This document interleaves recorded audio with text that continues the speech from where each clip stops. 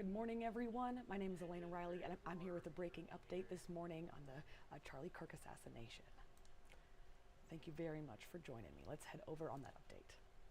All of you have worked so hard to get Donald Trump so back in the White suspect House. in the Charlie Kirk assassination has been captured, is what President Donald Trump said early this morning in his announcement on Fox News there. But our new update this morning is that the suspect in custody in connection with Kirk's killing is a 22-year-old from Utah, is what a law enforcement official told the Associated Press early this morning, just into our newsroom. This came in.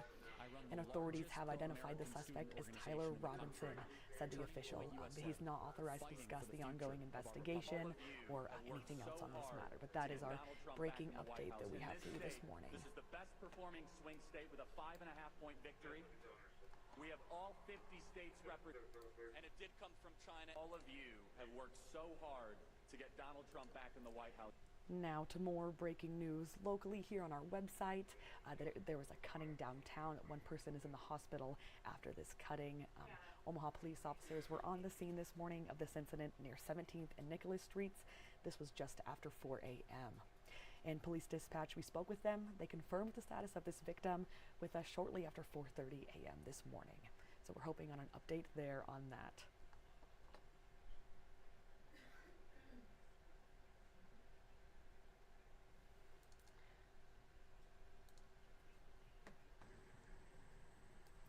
Next up is that today there will be an interim hearing over the proposed ICE detention facility at the work ethic camp in McCook, Nebraska. And Nebraska Senator Terrell McKinney made the announcement last Tuesday, saying the hearing for LR 148 will take place at 9 a.m. here in just a couple minutes today at the Nebraska State Capitol. And this hearing is to discuss any potential building code issues that may come up when switching this facility to a detention center. And Nebraska law states that all criminal detention facilities must conform to certain minimum standards of construction, maintenance, and operations. And today's hearing will be held at the Nebraska Legislature Urban Affairs Committee, held by that committee, followed by a study to examine any issues within their jurisdiction. And we found out yesterday that Governor Jim Pillen's administration will not be participating in this study. In a letter to McKinney, Director of Governor's Policy Research Office, Kenny Zoeller, argues the committee lacks the authority to examine these potential issues.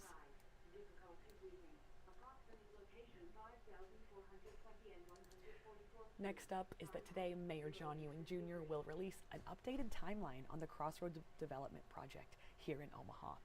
First Alert 6 has seen little work since the city held a groundbreaking ceremony for the new space back in June. And Gamescape was announced as the main tenant the month prior. It's set to include a movie theater, bowling alley, and arcade. You just saw it there a little bit ago. Demolition at the old Crossroads Mall near 72nd and Dodge Streets began back in 2020.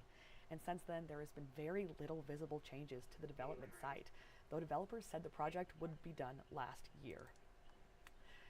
And a primary developer took over the project last December, promising that activity would start again at the site this spring.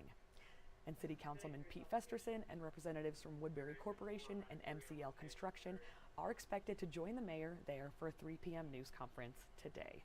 So we will have that updated timeline for you.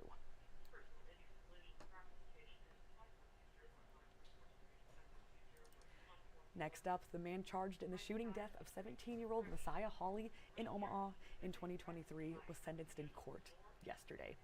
Tyrese Coleman, he's now 19, was only 38 days shy of his 18th birthday when prosecutors say he shot and killed Hawley, and he was sentenced to 80 years to life yesterday. But because Coleman was 17 at the time of the killing, he could not be sentenced to mandatory life sentence. He is expected to serve about 62 years. And on July 28th, he was found guilty of first-degree murder, use of a gun to commit a felony, and possessing a firearm despite being prohibited from doing so. Officers found Hawley suffering from multiple gunshot wounds near 18th and Spencer Streets on November 8th, 2023. And then officers began life-saving measures. Hawley was taken to Nebraska Medicine, where he then died.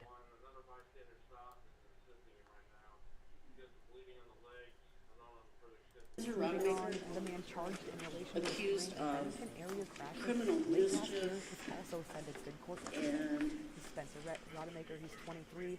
On this particular date, December 8th, defendant placed a large metal object in the road that a vehicle struck at Douglas County, Nebraska. Okay, what's his pretrial score? The defendant admitted and watched multiple. Culbertson. 4 charges, Mr. Culbertson. In count 1, you're accused of flight to avoid arrest for willful reckless driving, March 16th, receiving stolen property, and possession of a controlled substance, THC. Those 3 are punishable by up to 2 years in prison. And then count 2 is possession with intent to deliver methamphetamine in a quantity of at least 28 grams, but less than 140 grams. And the penalty for that offense is at least 5 years, but not more than 50 years. And can you afford a lawyer? No, ma'am. And do you want to schedule a preliminary hearing? My last headline this morning is that Governor Jim Pillen announced yesterday he has approved the adoption of the emergency regulations for medical cannabis here in Nebraska. And the regulations were submitted Monday by the Nebraska Medical Cannabis Commission following an emergency meeting. And Pillen said he was not satisfied with the regulations they developed last week. And last Tuesday, the group approved 4 growers for 12 dispensaries where one would purchase medical marijuana with a doctor's note. Douglas County would have 1 dispensary, Sarpy and Cass counties would share 1, and the rest would be spread out across the state. You see that right here. In a letter, Pillen said he wanted the commission to put a limit on how many plants these growers could grow. And commissioners decided that each cultivator in Nebraska, which is limited to 4, will be allowed to have about 12,050 flowering plants there.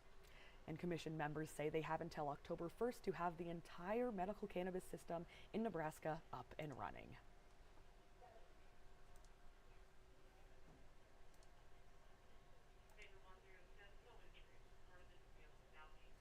Alrighty, that is all I have for you this morning. Thank you very much for joining me here at the Alert Center, and everyone have a good start to your day. Thank you.